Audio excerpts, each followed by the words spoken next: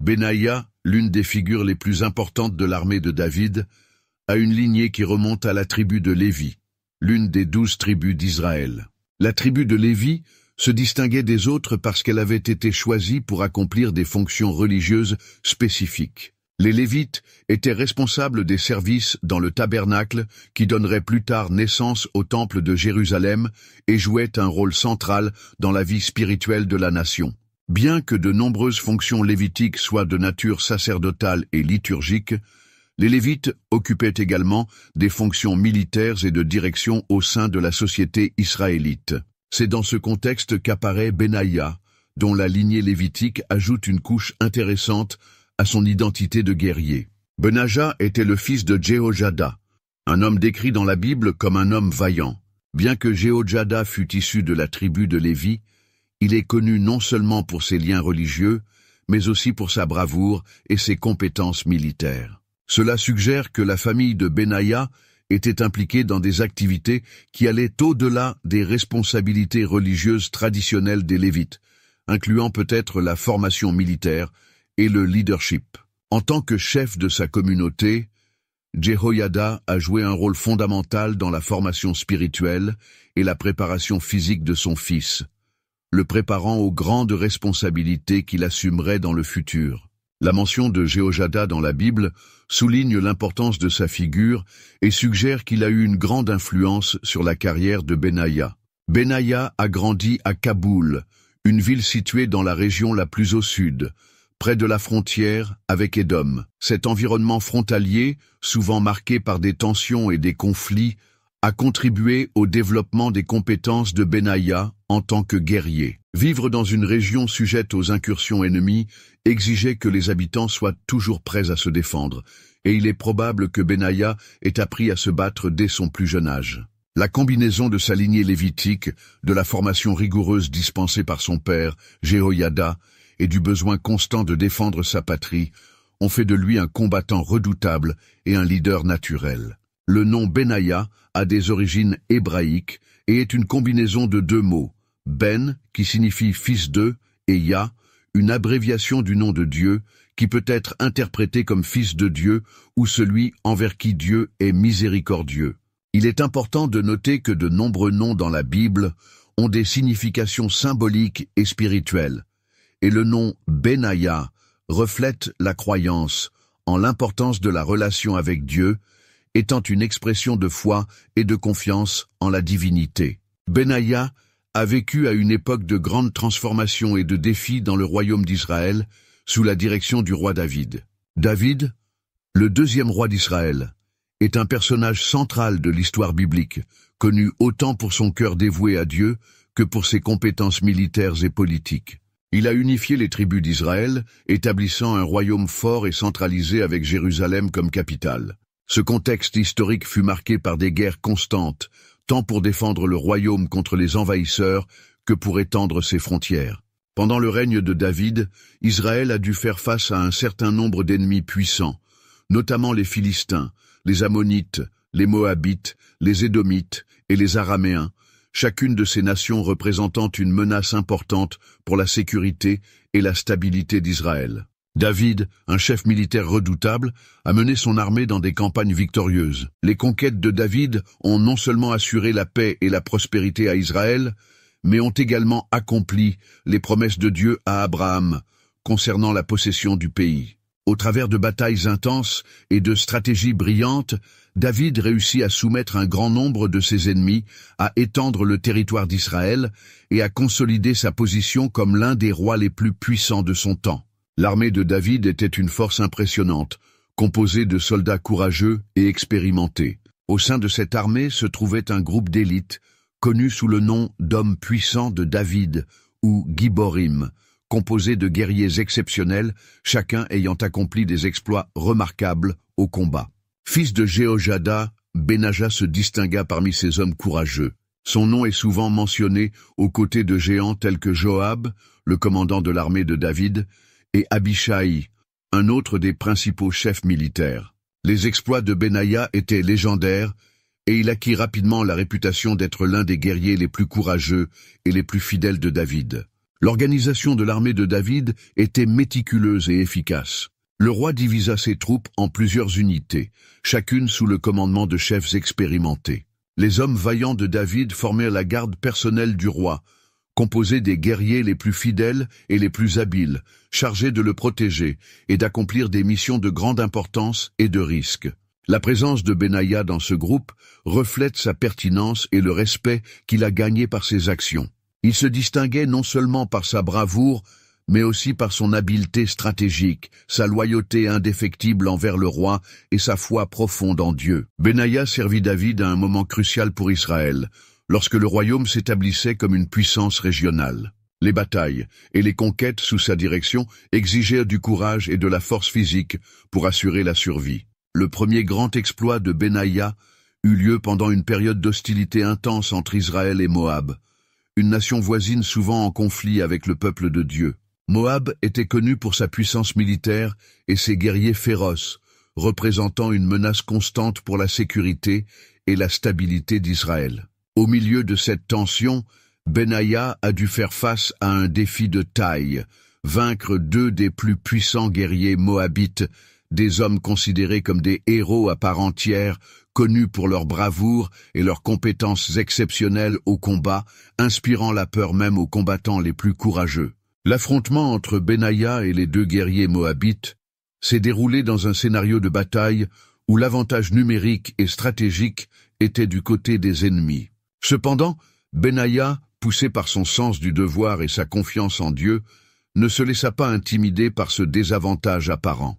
Armé de sa foi et de son expérience du combat, il a affronté les deux adversaires simultanément, démontrant une impressionnante combinaison de force, d'agilité et d'intelligence tactique. La bataille était intense et brutale, chaque mouvement exigeant précision et détermination. Benaïa utilisa magistralement ses compétences de combat, déviant les attaques coordonnées et répondant avec des coups décisifs qui abattirent les guerriers moabites un par un. Leur victoire a non seulement éliminé une menace immédiate, mais est également devenue un puissant symbole de la protection divine et de la supériorité militaire d'Israël sur ses ennemis. Cet acte héroïque a élevé le statut de Benaïa parmi ses compatriotes, le désignant comme un guerrier de grand calibre. Benaïa s'est distingué comme un défenseur dévoué et exceptionnel de son peuple. L'un des épisodes les plus marquants qui démontre son courage est celui où il a affronté et tué un lion dans une tanière, un jour de neige. Cet incident est particulièrement impressionnant en raison des conditions défavorables qui l'entourent. Les conditions climatiques difficiles et la neige recouvrant le terrain rendaient les déplacements dangereux et imprévisibles, réduisant la visibilité et augmentant le risque de glissade et de chute. Affronter un lion serait une tâche ardue dans des circonstances idéales, mais le faire dans un environnement aussi hostile exigeait un courage et une détermination extraordinaires. La décision de Benaïa de descendre dans la fosse pour affronter le lion reflète un fort sens du devoir et le besoin possible de protéger sa communauté d'une menace immédiate. Le lion, une créature puissante et féroce, représentait un danger mortel, surtout dans l'espace confiné de la tanière, où il n'y avait aucun moyen de s'échapper ou de manœuvrer. Mais Benaïa descendit sur place, sachant qu'il allait affronter la bête sur son propre territoire, où le lion aurait un avantage naturel. La bataille était féroce et désespérée, le rugissement du lion se mêlant au pas sur la neige, tandis que Benaïa se battait de toutes ses forces, utilisant chaque parcelle de compétences et d'expérience qu'il possédait. Entre griffes acérées et dents mortelles, il restait calme, cherchant des brèches pour attaquer et se défendre. Finalement, grâce à la force brute, à la stratégie et peut-être à une intervention divine, Benaïa réussit à maîtriser et à tuer le lion. Cet exploit a non seulement éliminé une menace mortelle, mais a également servi de témoignage au courage et à la foi de Benaïa, renforçant encore davantage sa réputation de héros parmi son peuple. Un autre exploit notable de Benaïa fut sa victoire sur un guerrier égyptien de stature colossale, armé d'une lance imposante. L'Égypte, connue pour sa riche culture et sa puissance militaire, a produit des guerriers hautement entraînés qui étaient craints dans tout le monde antique.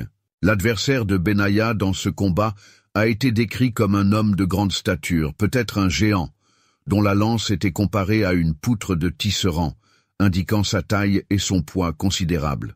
Face à un adversaire aussi redoutable, armé d'une arme puissante, l'audace de Benaïa et sa confiance en ses capacités et en la protection divine ont été mises en évidence. Alors que l'Égyptien comptait sur sa force physique et la supériorité de sa lance, Benaïa comptait sur sa dextérité, sa rapidité et son intelligence stratégique. Il s'approcha du géant avec précaution, utilisant son bâton non seulement comme une arme, mais aussi comme un moyen de dévier et de bloquer les puissantes attaques de lance de l'ennemi. À un moment décisif, Benaïa accomplit un exploit impressionnant. Il désarma l'Égyptien et prit possession de la lance de son adversaire. Avec cette arme, désormais entre ses mains, il a complètement renversé la situation, utilisant la lance contre son propriétaire d'origine et le battant de manière décisive. Ces 3 actes héroïques de Benaïa ont non seulement consolidé sa réputation comme l'un des guerriers les plus vaillants et les plus compétents d'Israël, mais ont également servi d'inspiration durable pour les générations futures. Ces exploits au combat ont rapidement attiré l'attention de David, qui le voyait comme un allié précieux et digne de confiance. La reconnaissance de David pour la valeur de Benaïa culmina avec sa promotion au poste de commandant de la garde royale, un poste de prestige et de responsabilité énorme. La garde personnelle du roi était l'unité d'élite de l'armée, chargée de protéger le roi à tout moment, aussi bien en temps de paix qu'en période de conflit. En temps de guerre, être nommé commandant de la garde royale était une démonstration claire que Benaïa avait gagné la confiance totale de David.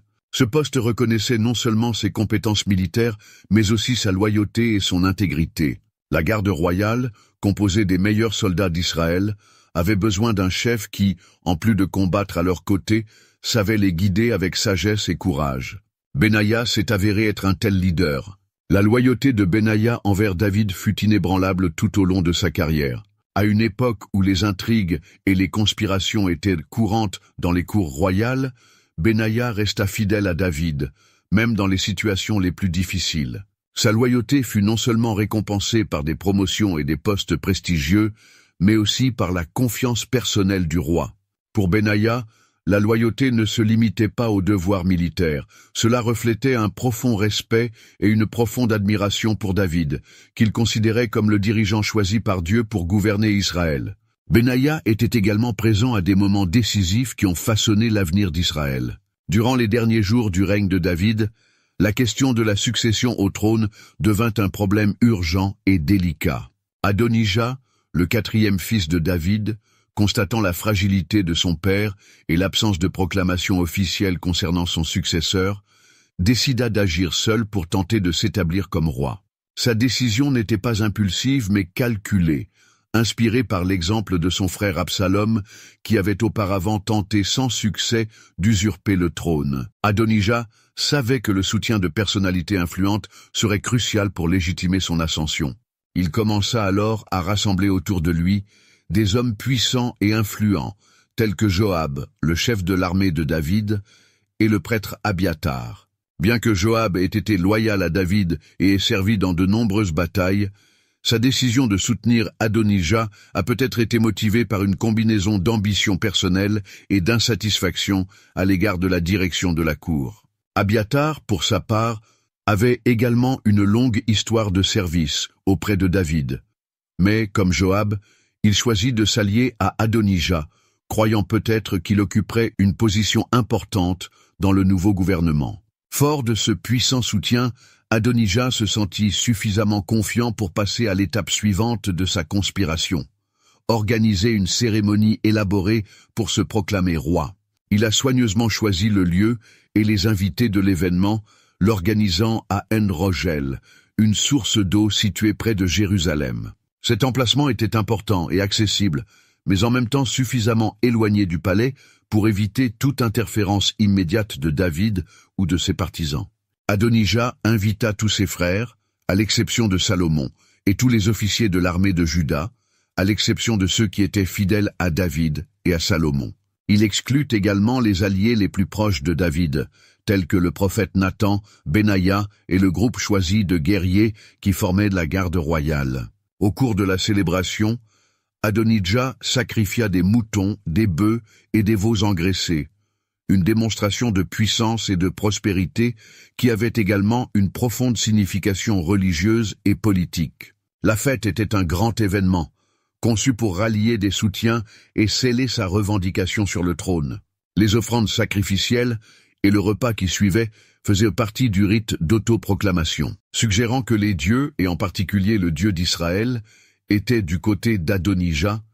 La présence de Joab et d'Abiathar à la cérémonie renforçait la légitimité de l'événement, transmettant le message que l'armée et le clergé soutenaient le nouvel ordre qu'Adonijah cherchait à établir. Cependant, cette grande célébration et la tentative d'Adonijah de consolider son contrôle sur le trône ne passèrent pas inaperçues. Nathan, le prophète et proche conseiller de David, comprit immédiatement la gravité de la situation.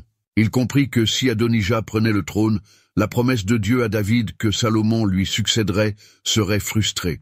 Nathan savait qu'une usurpation réussie par Adonijah pourrait plonger Israël dans la guerre civile, ou à tout le moins, dans une instabilité prolongée. Reconnaissant l'urgence du moment, Nathan a agi rapidement. Il se rendit chez Bath-sheba, la mère de Salomon, et ensemble ils élaborèrent une stratégie pour alerter David de la conspiration. Nathan suggéra à Bath-sheba d'aller voir David et de lui rappeler la promesse que Salomon serait son successeur. Elle devrait alors demander directement à David s'il avait changé d'avis ou si Adonijah agissait sans son consentement. Le message de Bath-sheba n'avait pas seulement pour but d'éveiller David à la gravité de la situation, mais aussi de faire appel à son sens du devoir et à la promesse divine impliquant Salomon. Après l'entrée de Bath-sheba, Nathan la rejoignait pour confirmer le récit et souligner davantage l'urgence du moment. L'approche coordonnée de Nathan et Bath-sheba a fonctionné comme prévu. Lorsque Bath-sheba se présenta à David, elle exprima son inquiétude pour l'avenir de Salomon et du royaume, soulignant que si Adonijah devenait roi, elle et son fils seraient en grand danger. Nathan entra alors et renforça les paroles de Bath-sheba en informant David de la cérémonie d'autoproclamation d'Adonijah à En-Rogel. Il avertit David que s'il n'agissait pas rapidement, Adonijah pourrait s'emparer du trône, ce qui contrecarrerait le règne de Salomon.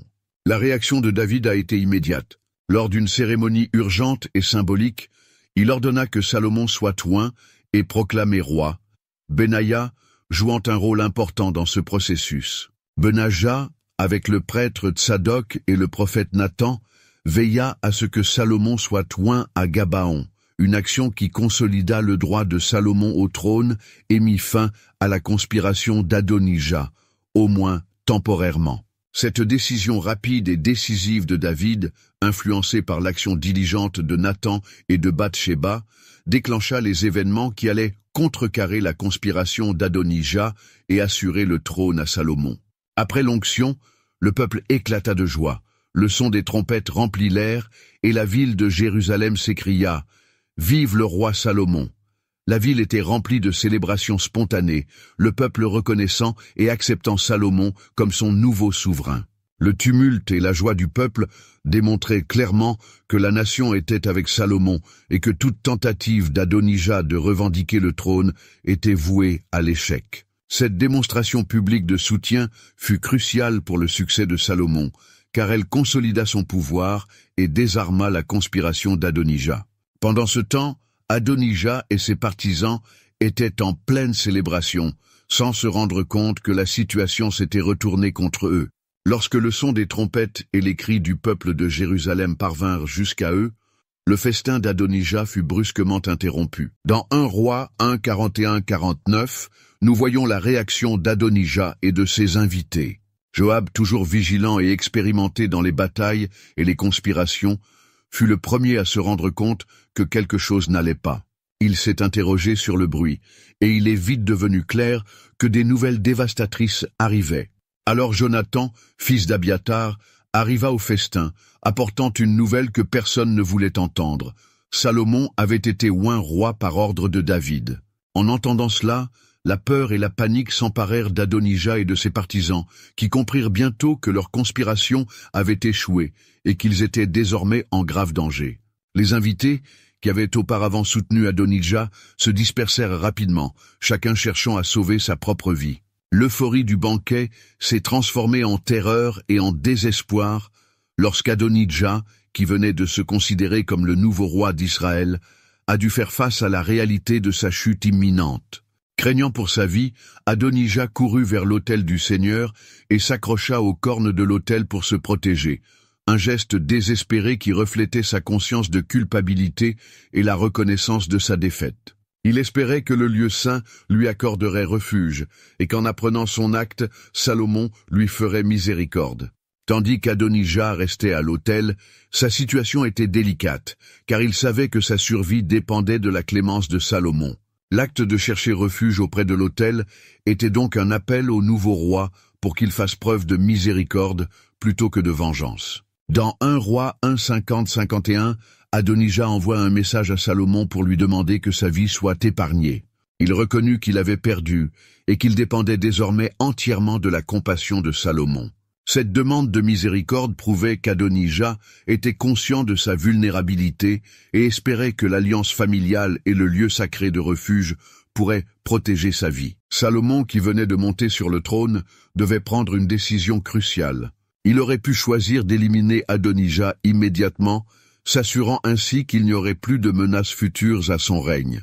Cependant, Salomon choisit de faire preuve de clémence, une décision qui reflétait à la fois sa sagesse et sa compréhension de la politique royale. Salomon accepta d'épargner la vie d'Adonijah, mais sous des conditions strictes. Il avertit Adonijah que sa vie serait épargnée tant qu'il se comporterait comme un homme juste et ne tenterait pas d'usurper à nouveau le trône. Dans 1 Roi 1:52-53, Salomon établit clairement les règles.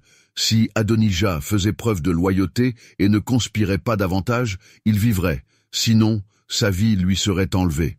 Salomon était prêt à accorder le pardon, mais il fit clairement savoir qu'il ne tolérerait aucune menace pour son règne. Adonijah accepta l'offre de clémence et fut amené devant Salomon, où il se prosterna en signe de soumission. Salomon, dans une démonstration de magnanimité, permit à Adonijah de retourner chez lui, mais la tension sous-jacente demeurait.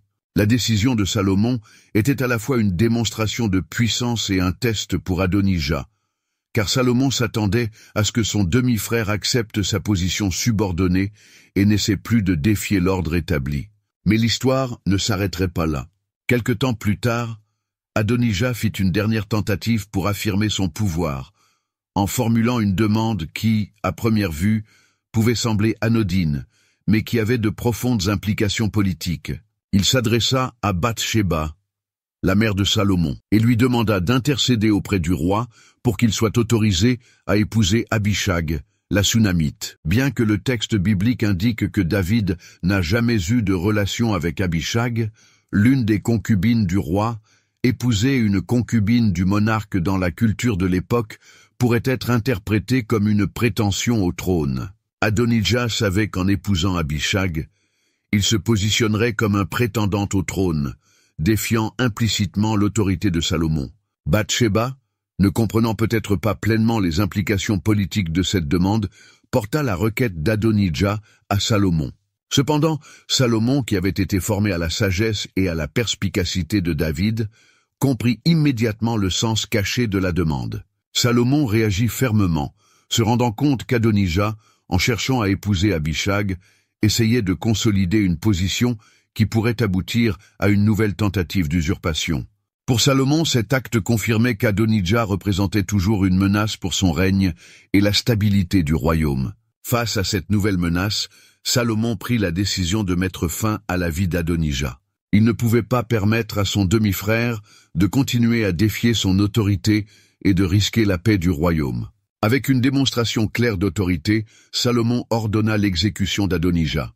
Benaïa, commandant de la garde royale et l'un des hommes de confiance de Salomon, fut chargé d'exécuter cet ordre sans hésitation.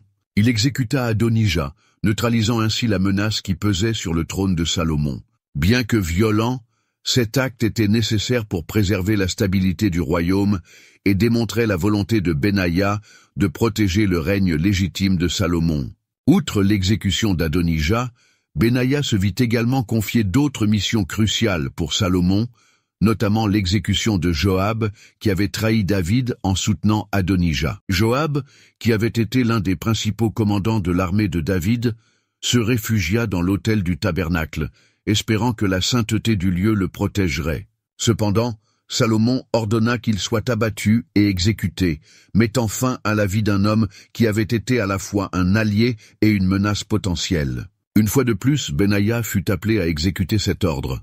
En exécutant Joab, Benaïa a non seulement éliminé un personnage gênant, mais a également consolidé sa position d'homme de confiance de Salomon. Ces actions de Benaïa en faveur de Salomon reflètent sa loyauté et son rôle essentiel dans la consolidation du règne de Salomon. Il n'exécutait pas seulement les ordres du roi, mais agissait également en tant que gardien du royaume, le protégeant des menaces internes et externes. Après la transition du règne, Benaïa fut nommé commandant suprême de l'armée d'Israël, marquant ainsi l'apogée de sa carrière militaire. Il succéda à Joab, l'un des commandants les plus notables et les plus controversés de David, qui avait joué un rôle crucial dans les victoires militaires d'Israël, mais dont les loyautés ambiguës compromettaient sa position. Sous la direction de Benaïa, l'armée israélite a connu une consolidation des forces et une réaffirmation de la puissance d'Israël dans la région. Benaïa a apporté une nouvelle vision du commandement militaire, axée sur la loyauté, la discipline et l'efficacité. Sa présence à la tête de l'armée a contribué à stabiliser le royaume pendant la transition entre les règnes de David et de Salomon, garantissant que l'armée reste une force unifiée et efficace. L'héritage de Benaïa est un héritage riche et profond qui résonne à travers les pages de l'histoire. La vie de Benaïa est un exemple remarquable de courage, de loyauté et de foi inébranlable. Tout au long de sa carrière, il s'est distingué non seulement comme un guerrier redoutable, mais aussi comme un leader au caractère impeccable et un serviteur dévoué de Dieu. Son histoire témoigne de l'importance de maintenir l'intégrité et le courage face à l'adversité, offrant de précieuses leçons aux croyants de tous âges. En tant que guerrier, Benaïa a accompli des exploits qui l'ont placé parmi les guerriers les plus célèbres de David. Il a vaincu 2 puissants guerriers moabites, a affronté un lion dans une tanière un jour de neige, et a vaincu un géant égyptien armé seulement d'un bâton. Ces actes de courage témoignent non seulement de sa force physique et de ses compétences, mais aussi de sa détermination et de sa confiance inébranlable en Dieu.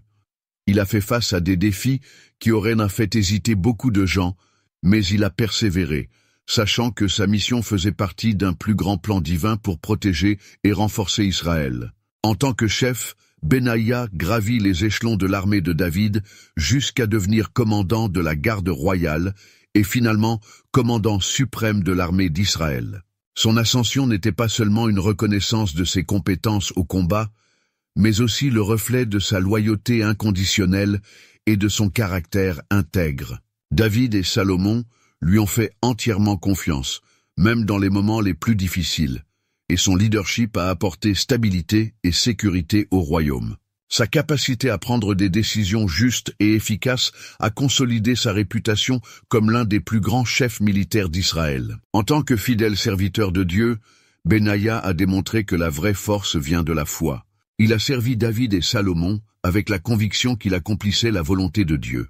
Sa foi a guidé ses actions à chaque instant de sa vie, et il ne s'est jamais écarté de son devoir, même lorsqu'il s'agissait de prendre des décisions difficiles, comme l'exécution d'Adonijah et de Joab pour protéger le règne légitime de Salomon.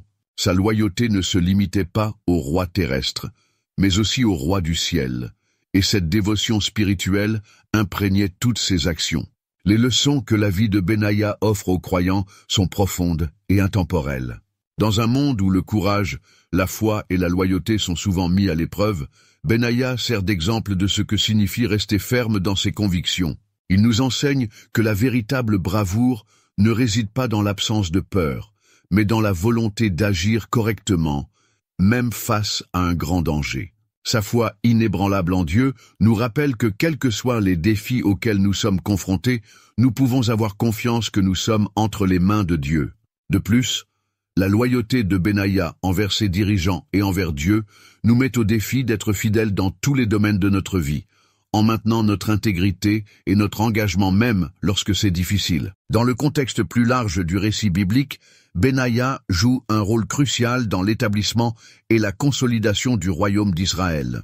Il fut l'une des pierres angulaires sur lesquelles David et Salomon ont bâti un royaume qui allait devenir central dans l'histoire du peuple de Dieu. Sans des dirigeants comme Benaïa, prêts à se battre pour et à protéger ce qui est juste et vrai, l'histoire d'Israël aurait pu être très différente. Leur présence dans les Écritures nous rappelle que Dieu utilise des gens ordinaires pour accomplir des choses extraordinaires et que chacun de nous a un rôle à jouer dans le grand plan de Dieu.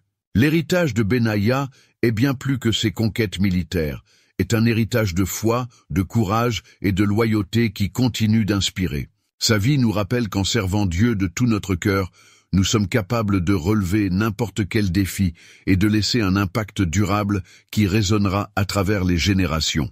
Si vous avez trouvé cette vidéo informative et inspirante, veuillez vous abonner à la chaîne et activer les notifications pour ne rien manquer de notre futur contenu. N'hésitez pas à partager vos réflexions dans les commentaires ci-dessous. J'aimerais avoir de vos nouvelles. Merci d'avoir regardé, bisous, et que Dieu vous bénisse.